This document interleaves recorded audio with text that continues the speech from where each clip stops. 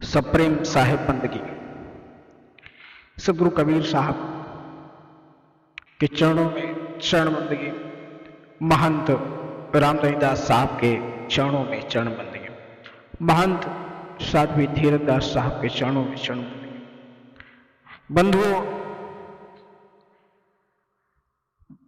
मनुष्य कहाँ भूल गया है, मनुष्य किन किन चीजों में फंसा हुआ है, मनुष्य की कल्पना, उसके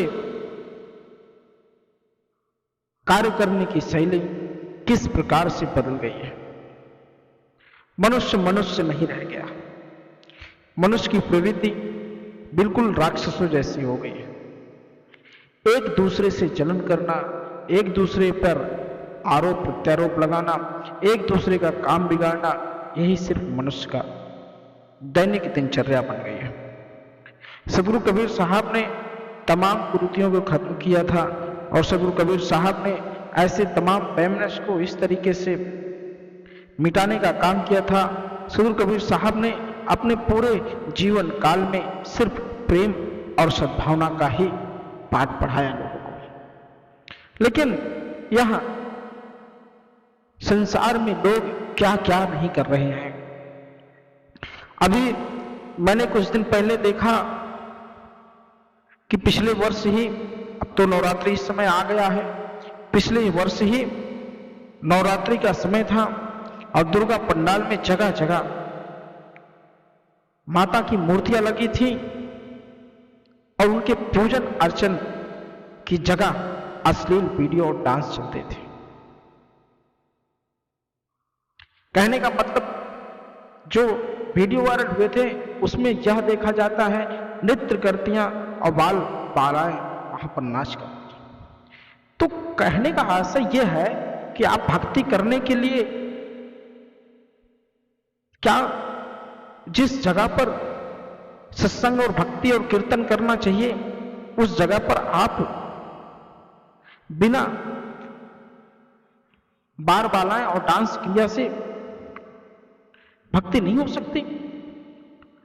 या बहुत जगह पर यह देखा गया कि डीजे पर जो गाना बजता है उस गाने को जरा सुनिए, ऐसे गानों का भी बैन होना चाहिए। या हमारा देश कृषि प्रधान के साथ साथ धर्म प्रधान भी देश, इस देश में धर्म की वह प्रकाष्ठा है जिसके लिए हमारा देश जाना जाता है। लेकिन हमारे देश में धर्म के नाम पर जिस प्रकार से पाखंडवाद किया जा रहा है वह बहुत ही दयनीय स्थिति है। जगह जगह पंडाल लगाकर मूर्ति स्थापित की जाती है और फिर मूर्ति स्थापित में जिस प्रकार से डांस और कार्यक्रम का आयोजन किया जाता है वह बहुत ही निंदनीय है। रामलीला का कहीं कहीं मंचन होता है, उस मंचन में जिस प्रकार से ठिठोलियां बाजी होती हैं, क्या वह प्रभु श्री राम के नाम पर बदनाम करने की कोशिश नहीं हो रही? या लोगों की मानसिकता है, लोग कैसी पूजा कर रहे हैं, लोग किसकी पूजा कर रहे हैं, किस प्रकार पूजा कर रहे हैं।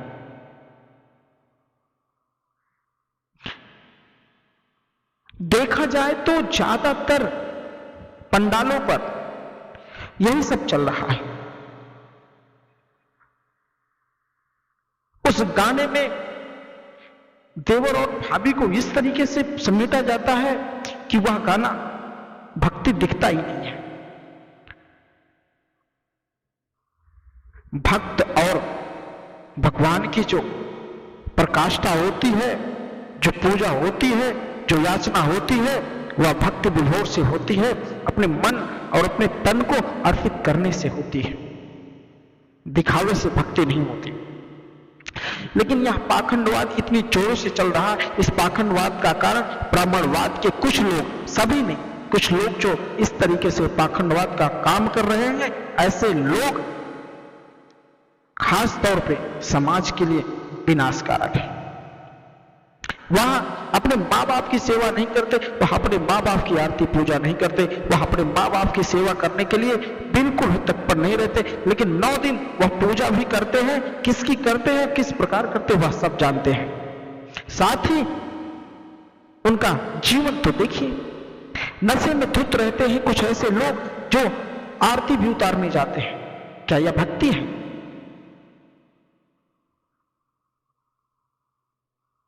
अगर तुम्हारे मन के अंदर खोट होगा, तुम्हारा मन निर्मल नहीं होगा, तो तुम किसी की भक्ति कर लो, तुम्हें मुक्ति नहीं मिलने वाली, तुम्हें इसे 184 में भटकना पड़ेगा।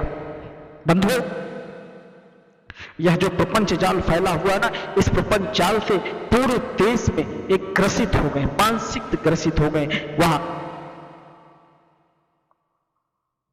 अपने मां बाप को छोड़कर उस चीज के पीछे दौड़ते हैं जिसका कोई अता पता ही नहीं होता।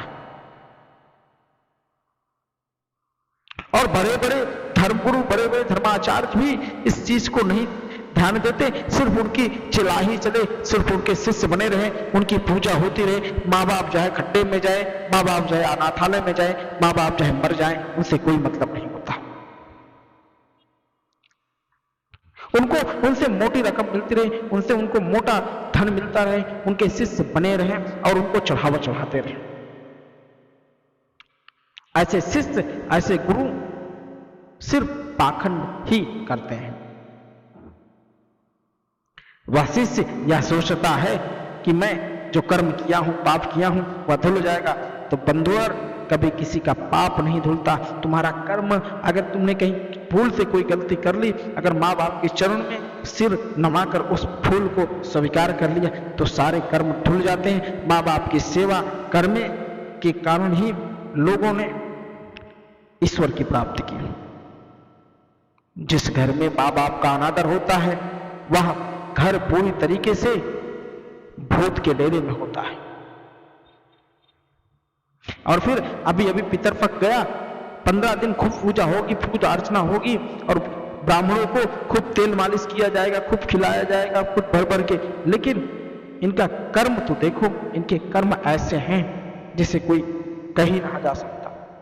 यह कर्म इनका ऐसा है जिस कर्म के कारण इनको बार बार यहां भोगना पड़ेगा। लेकिन इनको बोलेगा नहीं, इनको कहने के लिए है कौन? जो इन लोगों को, जो इनके गुरु हैं, जो इनके मिथ्याचारी गुरु हैं, इनको यही सीख देते हैं। मेरे शब्दों से किसी को दिल पे लेने की जरूरत नहीं है, लेकिन अगर जो गलत है वो गलत है। मेरे कहने का तात्पर्य सिर्फ इतना है कि जो लोग ऐसे धर्मावलंबी हैं, जो लोग ऐसे प्रवचन करते हैं, जो लोग ऐसे अपने भक्तों को बनाने का काम करते हैं, ये लोग धर्माचार्य नहीं है। अरे भाई, इसका विरोध क्यों नहीं करता कोई? इसका अगर कोई विरोध नहीं करता है तो ये गलत चीज है ना। अगर जो विरोध करे तब जाके समझ में आता है कि ये चीज हो, लेकिन कोई विरोध नहीं करता।